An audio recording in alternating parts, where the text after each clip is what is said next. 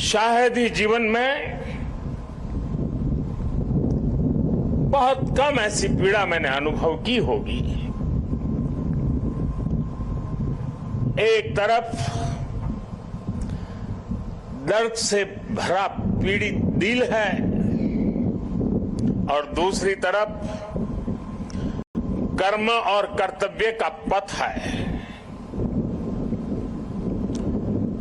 इस कर्तव्य पथ की जिम्मेवारी को लेते हुए मैं आपके बीच में हूं, लेकिन करुणा से भरा मन उन पीड़ित परिवारों के बीच में है। हादसे में जिन लोगों को अपना जीवन गंवाना पड़ा है, मैं उनके परिवारों के प्रति अपनी संवेदना व्यक्त करता हूं। दुख की इस घड़ी में सरकार हर तरह से पीड़ित परिवारों के साथ है। गुजरात सरकार पूरी शक्ति से कल शाम से ही राहत और बचाव कार्यों में जुटी हुई है। केंद्र सरकार की तरफ से भी राज्य सरकार को पूरी मदद दी जा रही है। बचाव कार्य में एनडीआरएफ की टीमों को लगाया गया है। सेना और वायुसेना भी राहत के काम में जुटी हुई है। जिन लोगों का अस्पताल में इलाज चल रहा है, वहां भी पूरी मुस्तैदी बरती जा रही है। लोगों की दिक्कतें कम से कम हो, इसे प्राथमिकता दी जा रही है। हादसे की खबर मिलने के बाद ही गुजरात के मुख्यमंत्री श्रीमान भूपेंद्र भाई रात को ही मोरबी पहुंच गए थे।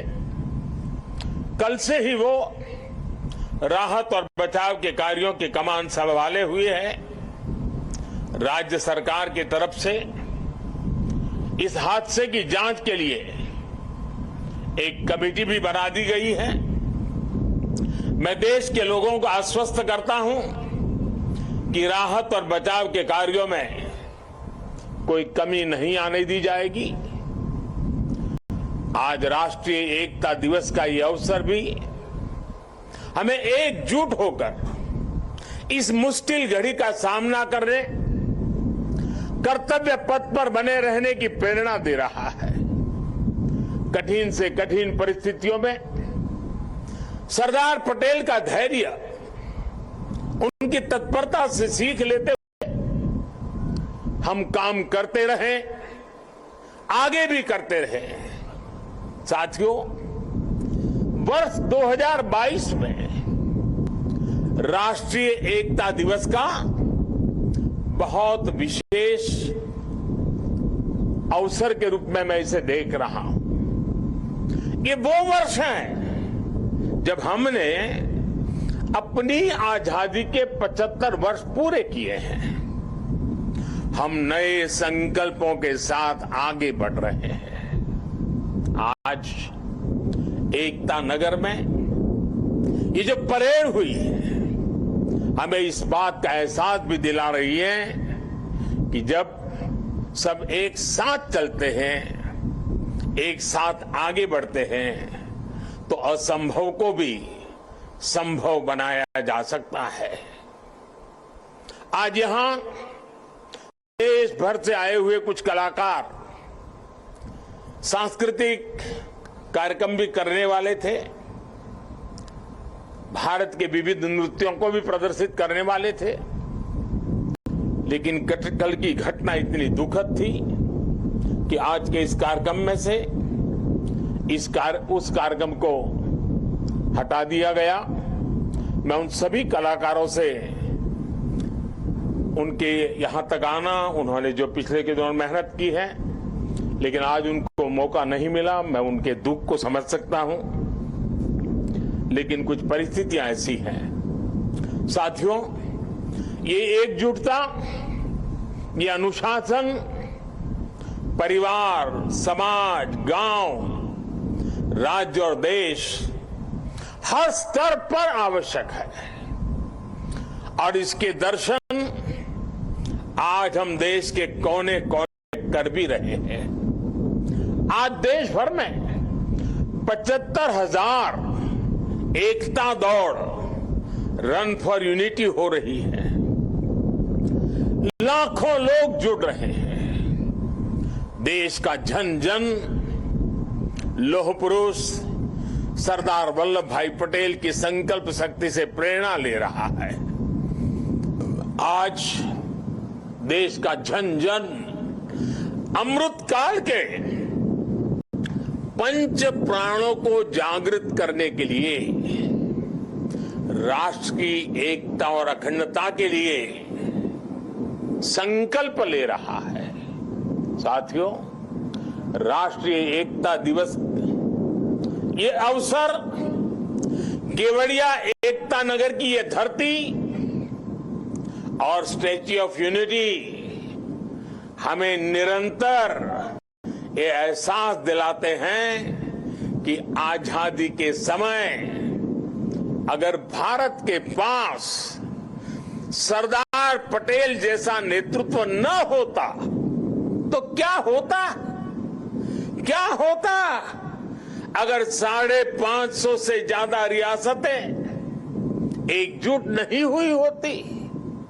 क्या होता अगर हमारे ज्यादातर राजे रजवाड़े त्याग की पराकाष्ठा न दिखाते, मां भारती में आस्था न दिखाते?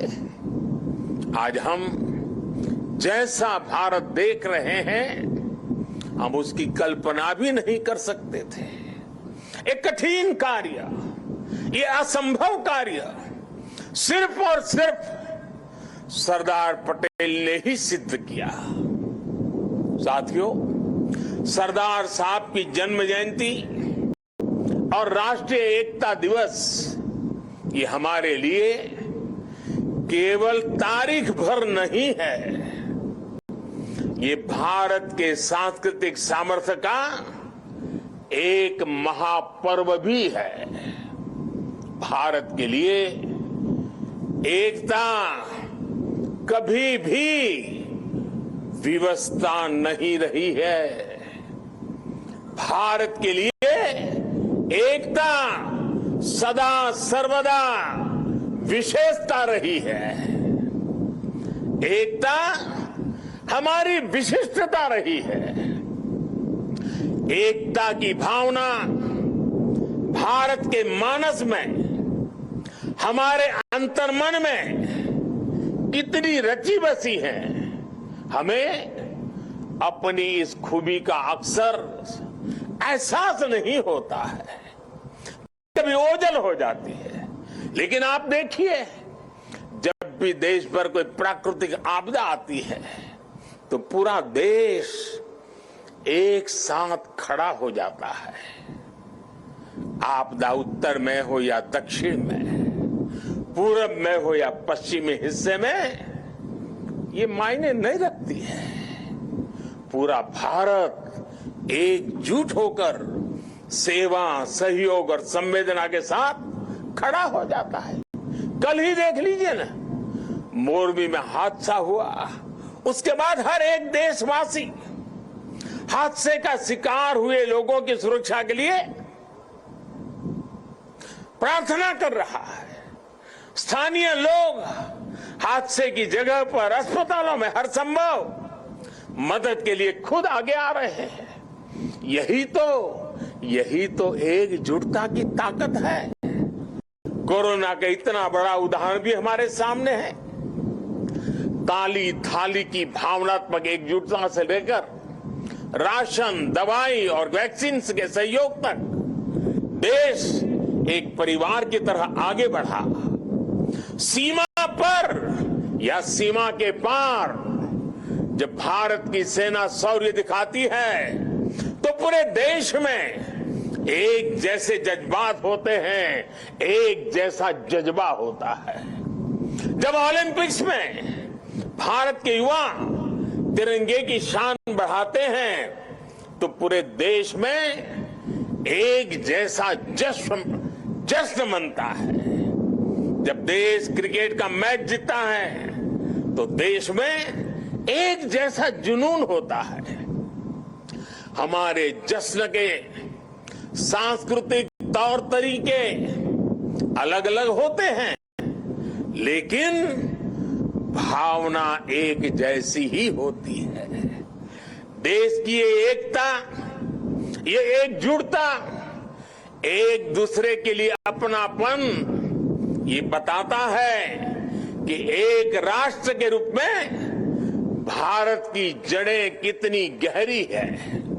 और साथियों, भारत की यही एकता हमारे दुश्मनों को खटकती है।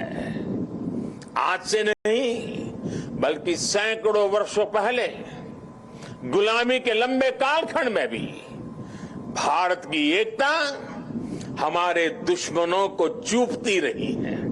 इसलिए गुलामी के सैकड़ों वर्षों में हमारे देश में जितने भी विदेशी आक्रांता आए, उन्होंने भारत में विभेद पैदा करने के लिए हर मुमकिन कोशिश की।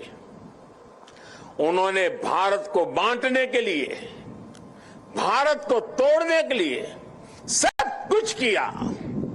हम फिर भी उसका मुकाबला कर सके, क्योंकि एकता का अमृत हमारे भीतर जीवंत था, जीवंत धारा के रूप में बह रहा था।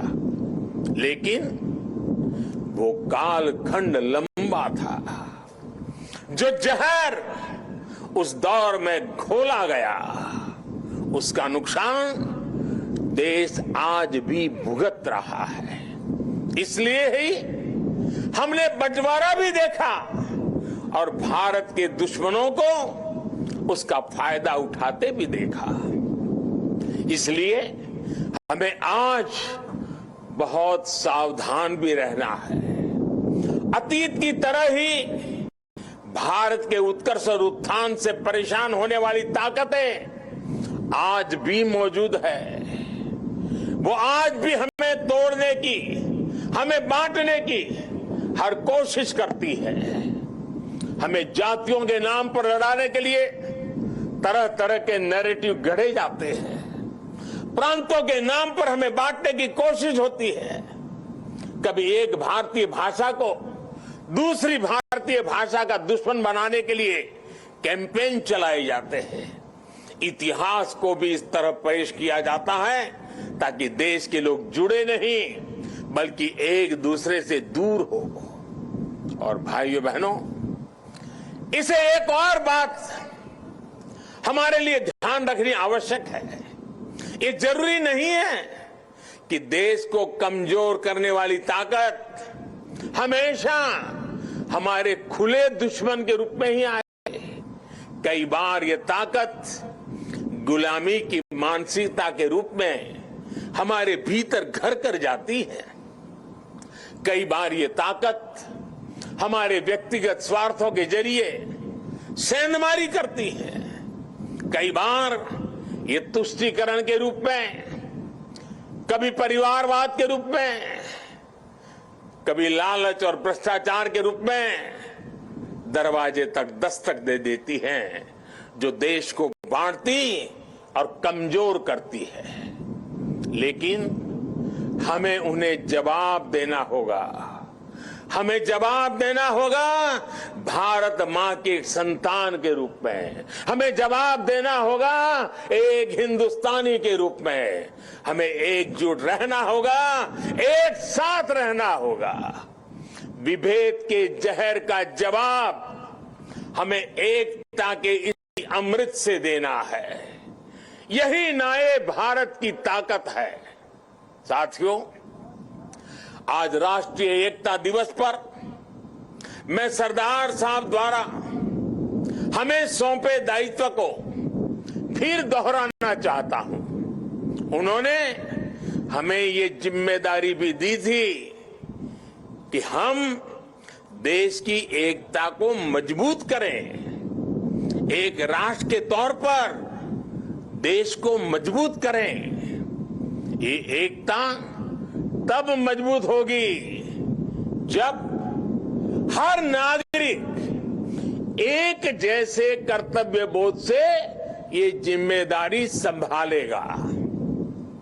आज देश इसी कर्तव्य बोध से सबका साथ, सबका विकास, सबका विश्वास और सबका प्रयास इस मंत्र को लेकर विकास के मार्ग पर आगे बढ़ रहा है।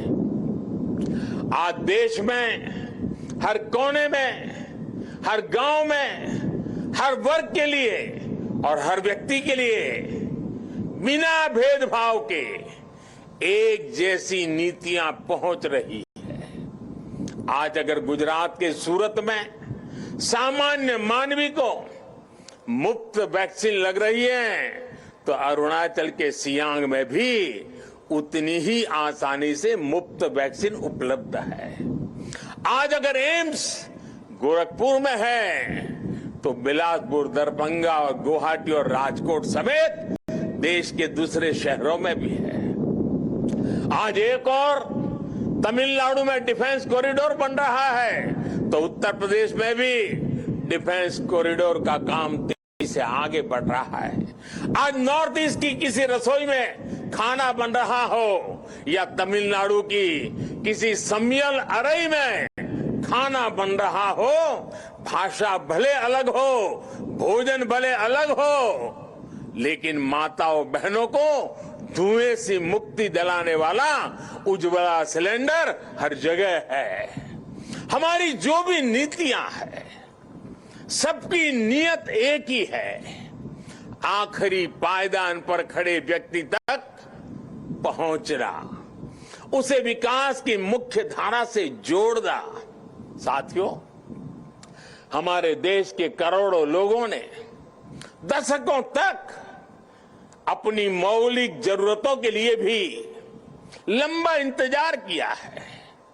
बुनियादी सुविधाओं के बीच की खाई जितनी कम होगी, उतनी ही एक भी मजबूत होगी।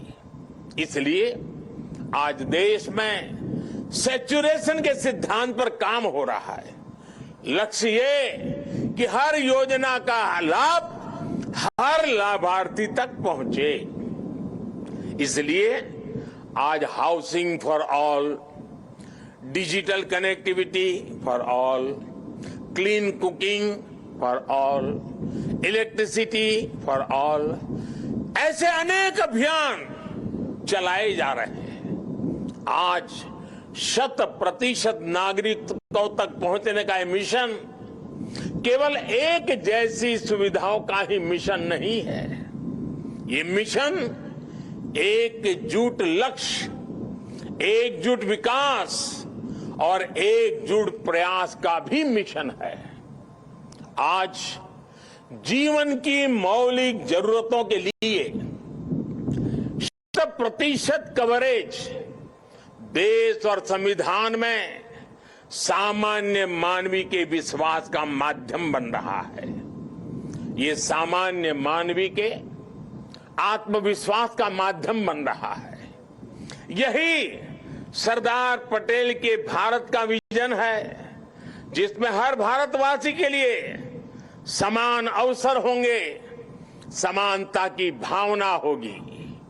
आज देश उस विजन को साकार होते देख रहा है।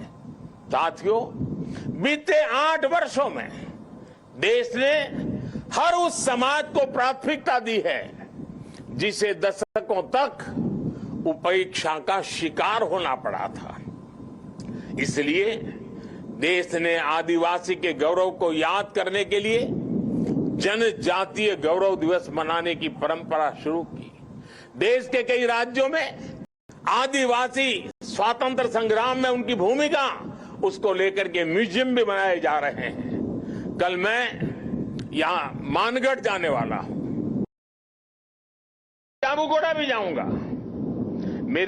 मेरा देशवासियों से आग्रह है कि मानगढ़ धाम और जाबूगोड़ा के इतिहास को भी जरूर जानें। विदेशी आक्रांतों द्वारा किए गए कितने ही नरसंहारों का सामना करते हुए हमें आजादी मिली है। आज की युवा पीढ़ी को ये भी सब जानना बहुत आवश्यक है।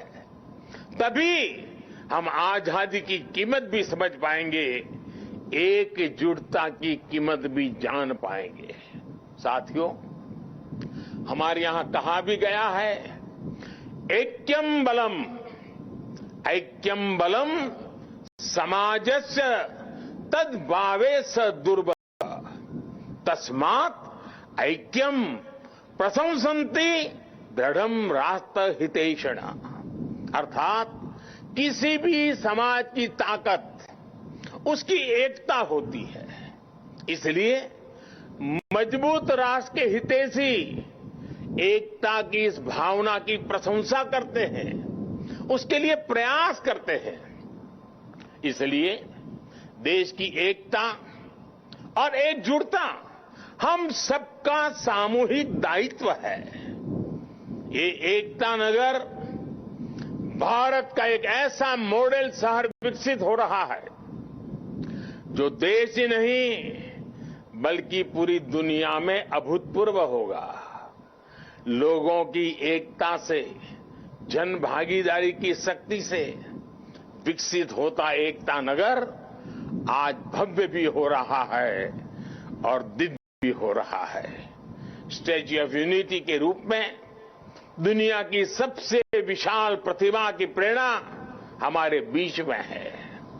भविष्य में एकता नगर भारत का एक ऐसा शहर बनने जा रहा है जो अभूतपूर्व भी होगा और विश्वसनीय भी होगा। जब देश में पर्यावरण की रक्षा के लिए किसी मॉडल शहर की बात होगी, एकता नगर का नाम आएगा। जब देश में बिजली बचाने के वाले एलईडी प्रकाशित किसी मॉडल शहर की बात होगी, सबसे पहले एकता नगर का नाम आएगा। जब देश में सोलर पावर से चलने वाले क्लीन ट्रांसपोर्ट सिस्टम की बात आएगी, तो सबसे पहले एकता नगर का नाम आएगा। जब देश में पशु पक्षियों के संरक्षण की बात होगी, विभिन्न प्रजातियों के जीव जंतुओं के संरक्षण की बात होगी, तो सबसे पहले एकता नगर का नाम आएगा। कल ही मुझे यहां मियावाकी फॉरेस्ट और मेज गार्डन का लोकार्पण करने का अवसर मिला है। यहां का एकता मॉल, एकता नर्सरी, विविधता में एकता को प्रदर्शित करने वाला विश्व वन, एकता फेरी, एकता रेलवे स्टेशन, ये सारे उपक्रम राष्ट्रीय एकता को मजबूत करने की प्रेरणा है। अब तो एकता नगर में एक और नया सितारा भी जुड़ने जा रहा है। आज मैं इस बारे में भी आपको बताना चाहता हूं। और अभी जब हम सरदार साहब को सुन रहे थे, उन्होंने जिस भावना को व्यक्त किया, उस भावना को उसमें प्रतिबिंब में हम कर रहे हैं। आजादी के बाद देश की एकता में सरदार साहब ने जो भूमिका निभाई थी, उसमें बहुत बड़ा सहयोग देश के राजा रजवाड़ों ने भी किया था। जिन राज परिवारों ने